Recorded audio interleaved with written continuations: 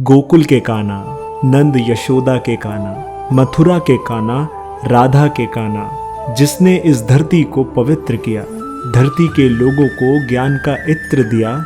काना जो सच्चाई की मूरत है, भूली सी सूरत है, दिल में प्यार है, जिनकी वाणी मधुर और बातें खूबसूरत हैं। क्या आप मेरे काना जैसे हो? क्या आप काना की सिखाई बातों पर अमल करते हो? कुछ लोग तो कहेंगे कि हाँ हम करते हैं, पर वही 5, 7 या ज़्यादा से ज़्यादा 10 दिनों के लिए करते हो। शायद ही करते होंगे, ज़रा पूछो अपने आप से, क्योंकि आज लोग धीरे धीरे अपनी आदत और फितरत के कारण सभी सिखाई बातों को भूल गए हैं। बस कुछ आलस में डूबे हुए हैं, कुछ ईगो में मस्त हैं, कुछ अपनी लाइफ में रोज़ सुबह से शाम कितनी फालतू चीज़ों में व्यस्त हैं।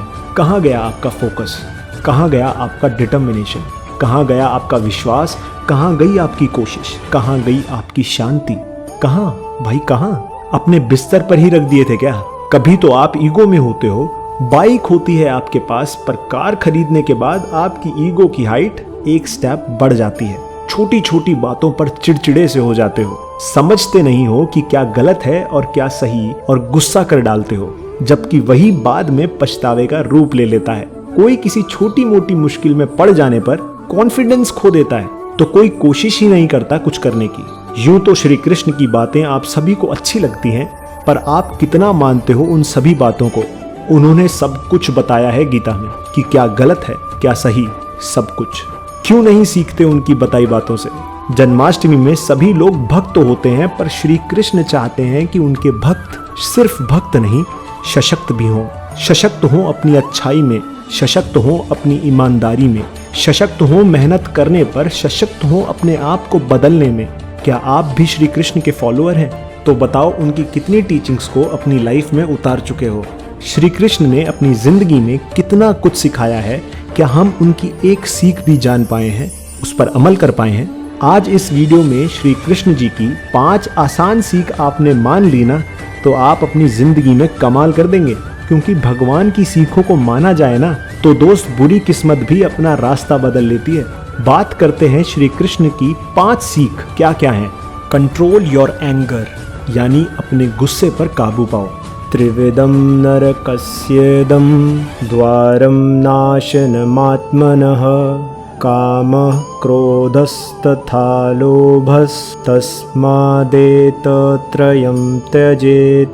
श्री कृष्ण अर्जुन से कहते हैं, गुस्सा एक प्रकार का नर्क का द्वार है, आत्मा का नाश करने वाला है।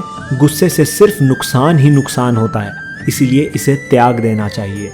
कोई भी आदमी जब गुस्सा करता है तो भ्रम पैदा होता है, यानी कि सही और गलत का डिफरेंस गायब हो जाता है। पता ही नहीं चलता कि सही क्या है और गलत क्या, टोटल कंफ्यूजन। इससे दिमाग भी आउट ऑफ कंट्रोल हो जाता है, किसी भी सही बात का मतलब वेस्ट ही जाता है, और गुस्से से आदमी की मुश्किलों की शुरुआत भी हो जाती है। अगर गुस्से से किसी भी काम को करें तो काम पर गहरा इफेक्ट पड़ता है। कंट्रोल ओवर द माइंड, यानी मन पर काबू पाओ।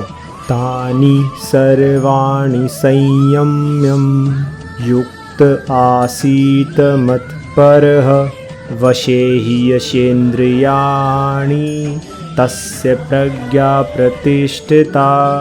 श्री कृष्ण अर्जुन से कहते हैं कि इंसान को चाहिए वे सभी इंद्रियों को वश में करके कंटेन्ड माइंड रखे, क्योंकि जिस आदमी की इंद्रियां वश में होती हैं उसी की बुद्धि स्थिर होती है। श्रीमद् भगवत गीता के इस श्लोक में श्री कृष्ण ने बताया कि आदमी का अपने मन पर कंट्रोल जरूर होना चाहिए।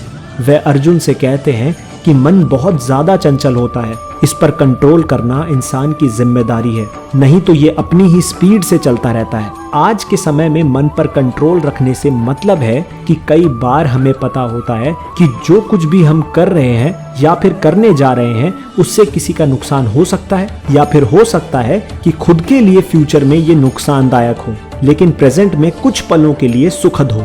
मन की चंचलता के चलते आदमी जानते समझते हुए भी कई बार गलत कदम उठा लेता है। इसीलिए ऐसे कर्मों से दूर रहना चाहिए, नहीं तो आदमी का मन ही उसका सबसे बड़ा दुश्मन बन जाता है। Don't be emotionless, make right decisions, यानी भावनाहीन ना बने, सही निर्णय लें। नास्ति बुद्धिरयुक्तस्य न चायुक्तस्य भावना न चाभावयतः शांतिर्शान्तस्य कुतः सुखम। श्री कृष्ण ने बताया कि जिस इंसान में डिसीजन लेने की बुद्धि नहीं होती और उसके मन में भावना नहीं होती, ऐसे इमोशनलेस यानी भावनाहीन आदमी को शांति नहीं मिलती, और जिसे शांति ना मिले उसे सुख कहाँ से मिलेगा। हर इंसान की इच्छा होती है कि उसे सुख मिल जाए, इसके लिए वो भटकता रहता है, लेकिन सुख का मूल तो उसके अपने मन में होता है। जिस आदमी का मन धन, वासना, आलस आदि में लिप्त होता है, उसके मन में इमोशन यानी आत्मज्ञान नहीं होता, और जिस आदमी के मन में इमोशन नहीं होते उसे किसी भी प्रकार की शांति नहीं मिलती, और जिसके मन में शांति ना हो उसको सुख कहाँ से मिलेगा। सुख प्राप्त करने के लिए मन शांत होना चाहिए और हमारे डिसीजन सही होने चाहिए। Control your want and follow your duty, यानी अपनी चाहत पर काबू पाओ और अपनी ड्यूटी को फॉलो करो। विहाय कामान्यः सर्वान् पुमांश्चरति निःस्पृहः निर्ममो निरहंकारः स शान्तिमधिगच्छति। श्री कृष्ण कहते हैं, जो आदमी अपनी सभी विशेष और कामनाओं को त्याग कर ममता रहित और ईगो रहित होकर अपनी ड्यूटीज का पालन करता है, उसे ही शांति प्राप्त होती है। यहाँ भगवान श्री कृष्ण कहते हैं कि मन में किसी भी तरह की इच्छा और कामना को रखकर इंसान को शांति प्राप्त नहीं हो सकती। शांति प्राप्त करने के लिए सबसे पहले इंसान को अपने मन से इच्छाओं को मिटाना होगा। मन से ईगो जैसी भावनाओं को मिटाकर अपनी ड्यूटीज को सही तरीके से पालन करना होगा, तभी इंसान को शांति प्राप्त होती है। Control your behaviour, it comes to you what you had done, यानी अपने व्यवहार को सुधारें, जो आपने किया वही आपके पास वापस आने वाला है। ये यथा माम प्रपद्यन्ते तांस्तथैव भजाम्यहम् मम वर्तमानुवर्तन्ते मनुष्यः पार्थ सर्वशः। श्री कृष्ण कहते हैं, हे अर्जुन, जो इंसान मुझे जिस प्रकार भा जाता है, यानी जिस इच्छा से मुझे याद करता है, उसी के अनुरूप मैं उसे फल प्रदान करता हूँ। सभी लोग सब प्रकार से मेरे ही मार्ग का अनुसरण करते हैं। भगवान श्री कृष्ण बताते हैं कि संसार में जो इंसान जैसा बिहेवियर दूसरों के साथ करता है, दूसरे भी उसी तरह का बिहेवियर उसके साथ करते हैं। एग्जाम्पल के तौर पर, अगर आप किसी इंसान पर बेवजह गुस्सा करेंगे तो सामने वाला इंसान भी आप पर उतना ही गुस्सा हो जाएगा। ये सब नेचुरल है।